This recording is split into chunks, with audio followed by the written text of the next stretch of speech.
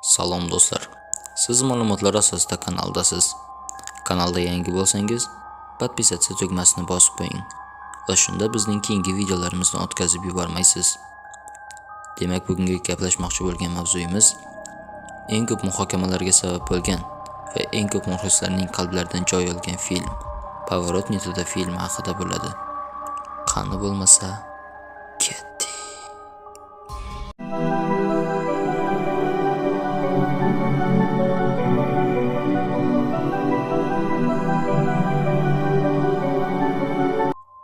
Noto'g'ri burilish filmi 2003-yilda Rob Schmidt tomonidan suratga olingan dahshatli filmdir. Filmning premyerasi 2003-yil 18-mayda bo'lib o'tdi. 2007-yilda Noto'g'ri burilish 2 o'lik oxir deb nomlangan filmning davomi chiqdi.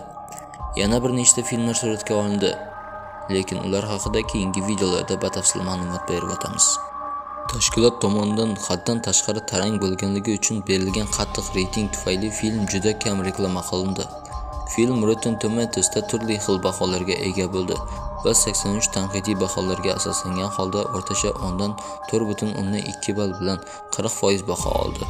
Filmga keladigan bo'lsak, tibbiyot fakulteti talabasi Chris Flynn intervyu berishga shoshilib, G'arbiy Virjiniya orqali haydaydi. Ammo baxtsiz hodisa va kimyoviy moddalar to'kilishi tufayli katta tirbandlik to'sqinlik qiladi. U eski xaritada boshqa yoqilg'i quyish shoxobchasini izlashga majbur bo'ladi. Chris eski yo'ldan haydab, u yerda yo'lda mashinaga urilib ketadi. Mashina bir guruh do'stlarga tegishli. Jesse, Carly, Scott, Evan, Francis. Ular yo'lda yotgan tikanli simga duch kelishgan bo'ladi. Ikkala mashina ham oldinga sizilay olmasligi sababli ularga qo'shilgan bir nechta do'stlar Jesse, Carly, Scott va Chris yordam izlashga boradilar. Yigitlar o'rmondan uy topishadi. Unga kirishda tikanli simlar, avtomobil kalitlari va eng dahshatlisi odam qoldiqlari topadi. Bu vaqtda uyning egalari qaytib kelishadi.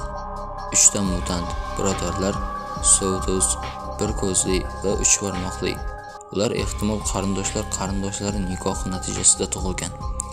Ular uyga buzilgan mashinalar ichida sevgilisi Evan bilan qolgan Fransning o'lik jasadini olib keladi. Mutantlar uxlab qolishganda, bolalar ehtiyotkorlik bilan uydan chiqib ketishadi. Ammo Sawtooth uyg'onib signal ko'taradi. Yigitlar ulardan qochib, ko'p sonli tashlab qo'yilgan mashinalar orasida yashirinib, bu mashinalarning hammasi jinni odamxo'rlarning qurbonlariga tegishli ekanligini tushunib yetishadi.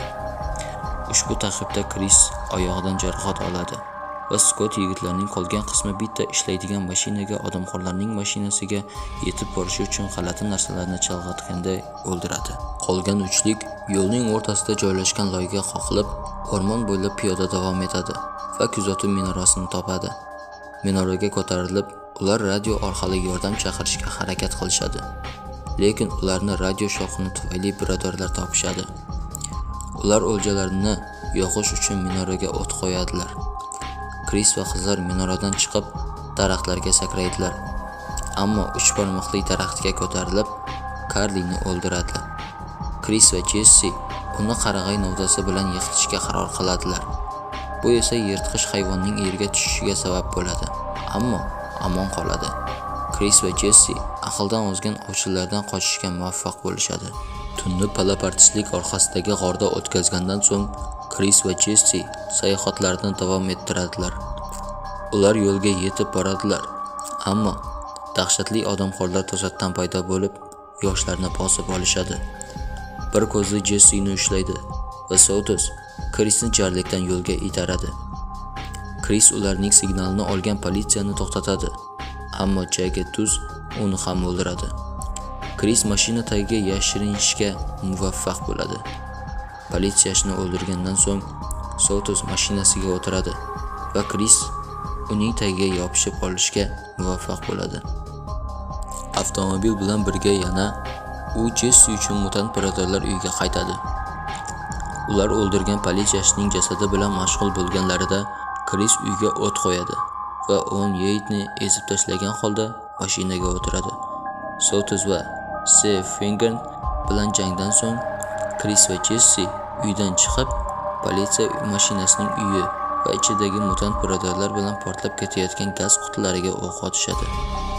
Kris va Jessi g'alati avtoulovda Kris xaritani ko'rgan yoqilg'i quyish shoxobchasiga qaytib kelishadi va eski yo'l bo'ylab boshqa hech kim yurmasligi uchun uni o'zlari bilan olib ketishadi. Kechasi politsiyachi qotillarning uyi xarobalari tomon haydab boradi. Mashinadan chiqib, xarobalarni o'rganadi va hamkasbining boshni tanasidan judo qilgan jasadni topadi. Ayni paytda olovdan omon qolgan 3 barmoqli bolta bilan unga orqasidan hujum qilib, uni o'ldiradi. Aqlsiz kulgu ekranda tashqarida aks etadi.